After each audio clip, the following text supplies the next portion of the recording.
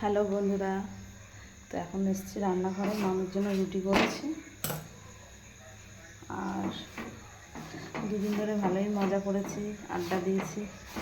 এখন আবার নিজের কর্মে নিজে লেগে বসতে হবে। কয়েকদিন ধরে যা বৃষ্টি হচ্ছে, ভালো লাগছে না। ঘরে এদিক ওদিক থেকে পুরো জামা কাপড় ভর্তি। আমার বাচ্চা ঘরে থাকলে তো জানোই এরকম হয়। তো তার জন্য ভালো লাগছে না। কবে যে একটু রোদটা উঠবে, ভালো করে জামা কাপড়গুলো শুকাবো জানি না। আর রাত্রে তো মামার জন্য তো মামা রুটি খাবে। আর আমাদের কি রান্নাবান্না একটু দেখাই তোমাদের। দুপুরবেলা তো রান্নার ভিডিওটা দেখাতে পারিনি, একটু দেরি হয়ে গেছে আমাদের খেতে। তো এই যে মাছের ঝোল, আলু দিয়ে করেছিল কাতলা মাছের ঝোল। আর করেছে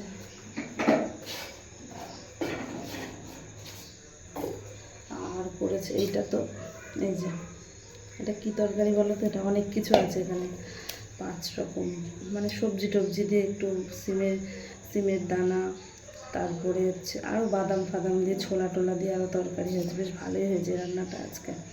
তো এখন দুপুরেটা দিয়ে খেয়েছি, রাত্রে ওটা দিয়েই খাবো এখন।